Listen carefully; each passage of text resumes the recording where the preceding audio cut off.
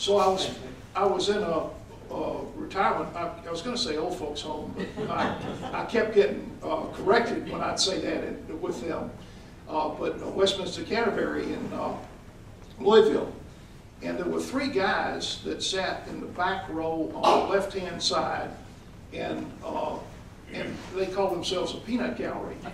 And so I'm going, does this thing work? And one of them says, you ain't said nothing yet.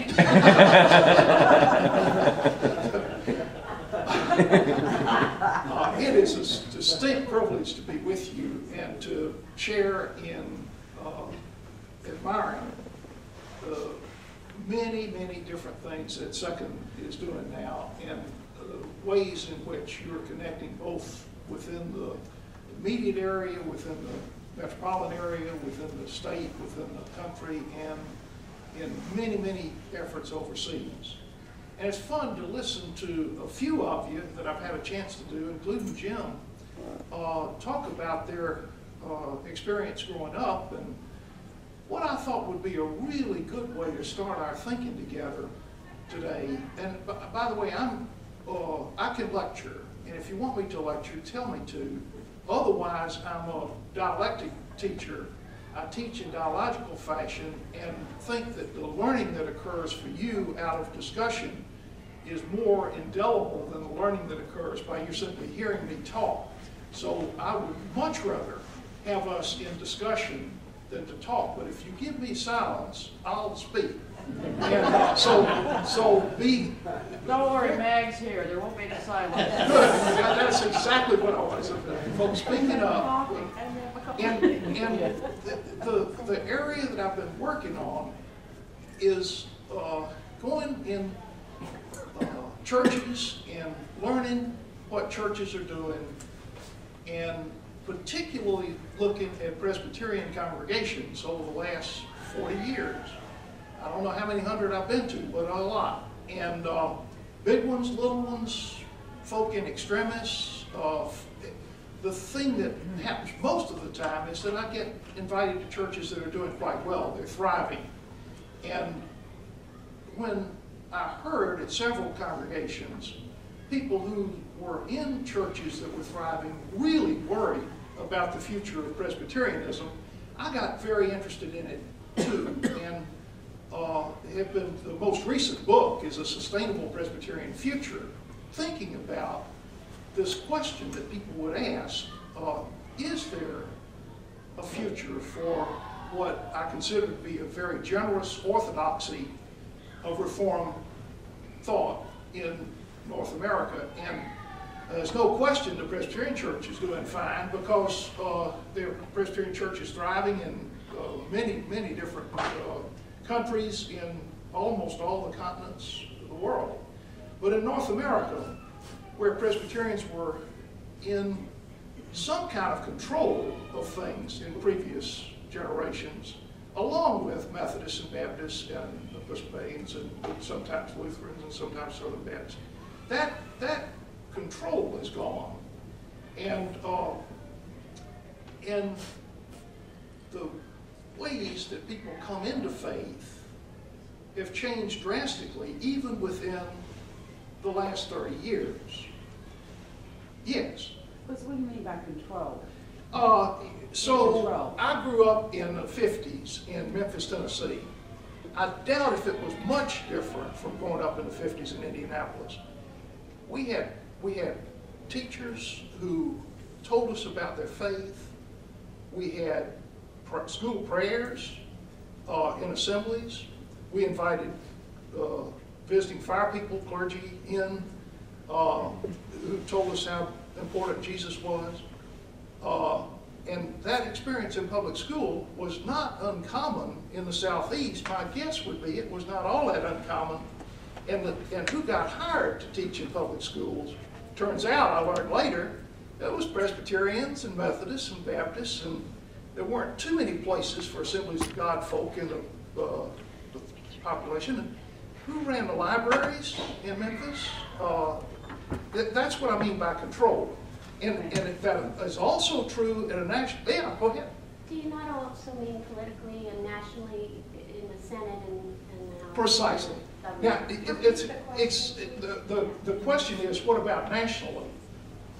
In the Senate and in the, did you say House too? We're still disproportionately represented in the U.S. Senate and the U.S. House. And numbers of presidents feel close to the Presbyterian Church if they're not members of it. And you're familiar with Dwight Eisenhower, who've been in military, joining the Presbyterian Church and speaking to the Presbyterian Men's Convention in the 1950s. That's how we've changed, and I know I'm not going to have trouble with having a dialogical time. That's good. I was with the Lake Fellows on Friday afternoon and other pastors, and that went a little slow the first time. So they warmed up, by the way, but it took a while. But y'all had it right away. That's another part of the control. Let me just give you one more illustration of the control of mainline Protestantism. In Philadelphia in the 19th century, they had chains that went up on the main streets in Society Hill and different parts of the town. And that chains was so that the horses could not go down the street on a Sunday. And of course, the beginning of blue laws in the late 18th century and follow through. You know how the blue law got started? You know what the phrase came from? Why they call it blue laws? It wasn't the skin color of the people who were susceptible to it. It was, pardon? Did it have anything to do with blue stocking? No, that's another great thing to look at. Hang on to that one, buddy. Because, the model law for Sabbath observance was Connecticut. The thing about Connecticut being the place for the model law on Sabbath observance, the most rigid laws came from the states in the Northeast, and they wrote the law, copies of law on books that looked like the books you take in college exams in the old days. A blue book, yeah. So they wrote the laws on that, so people would ask in Tennessee, ask for a copy of the blue law, which they would send back from Connecticut, and that's how they got to be called blue laws. Another ephemeral thing, you were asking about blue stocking. So how are Presbyterians called blue stocking? And I grew up in the South, and blue stocking was what? High class. High class. Perfect. Blue stocking was high class. Well, actually, in Britain, when the Presbyterian movement got going in the early 1600s, and got going, and it was a Presbyterian party, they were not high class. The Episcopalians were high class, and they had black stockings. The stockings faded after a while, and middle class or lower class people had blue stockings because they couldn't afford black stockings. And so it's one of those inversions that occurred with immigration. So we are blue stocking thinking that we're high class, but what we are is second-rate Episcopalians. It's true, isn't it, Carol? Yeah, because in the jargon, there was a hierarchy among the mainline Protestants, and Presbyterians were usually number 2 in the socioeconomic hierarchy. But Episcopalians owned everything, Presbyterians ran it and managed it for you hear it? You hear it? The Episcopalians owned everything, Presbyterians ran them and managed them. And also went to college like the Episcopalians did. The Methodists ran them and managed them, but hadn't gone to college yet. But I mean, there's all those things out of mainline Protestantism. All that's really gone now, And so we look around and we know that we're going to have to cobble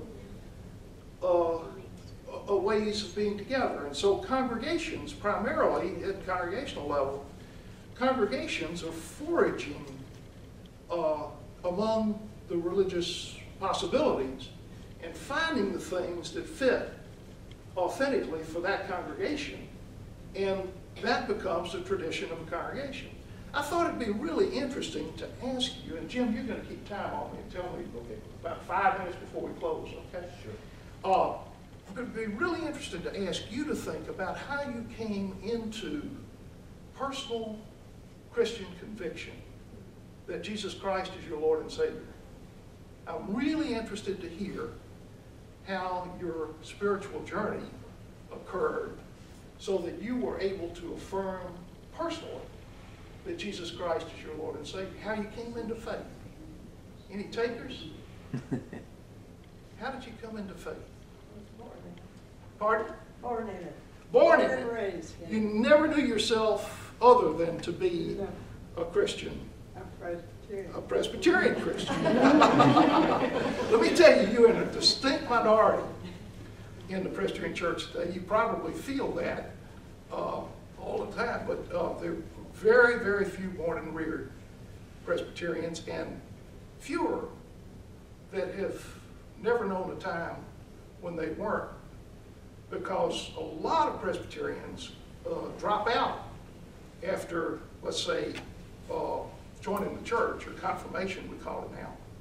And then maybe they come back with their kids after they're married with children, or maybe they come back in singleness when they settle down, or but there's a hiatus in Christian experience for an awful lot of Presbyterians, and the other side. Yes. Through the witness of a Sunday school teacher in a Presbyterian church in my local community. She happened to also be a neighbor. I was a senior in high school. And with her witness, you then were able to understand and participate in Christianity personally. Yes. And you found Jesus as your Lord and Savior, although you had been to Sunday school before that. I had gone to Sunday school, but it didn't. It didn't stick. And with her, as a senior, because it it was stuck. so real to her. Yeah, yeah. Others? Yes. You're Fritz, is that right? Yeah. Thank you, Phyllis. Well, I would say that the foundation was with my dear folks, having grown up in this church way back then, but I really did, and God sort of led the charge way back then, but then having worked in the Tetons, national parks, I saw the glory of creation, and that led on to bigger and better things. Finally, I think my wife gets credit for nudging me into understanding who Christ is through her studies and her developing the family. That's cool. And if I can be sacrilegious, that means you get lunch today.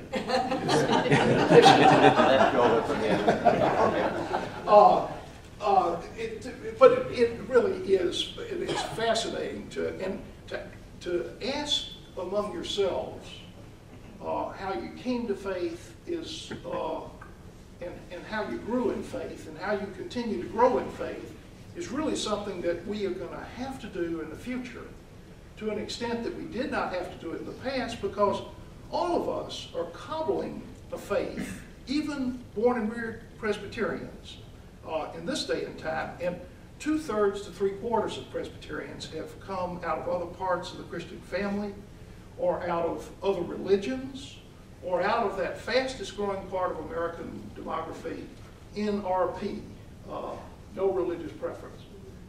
And a number of you, I would imagine, come out of each of those categories, other parts of the family, other living religions, and no religious preference, or unchurched is another way to say that.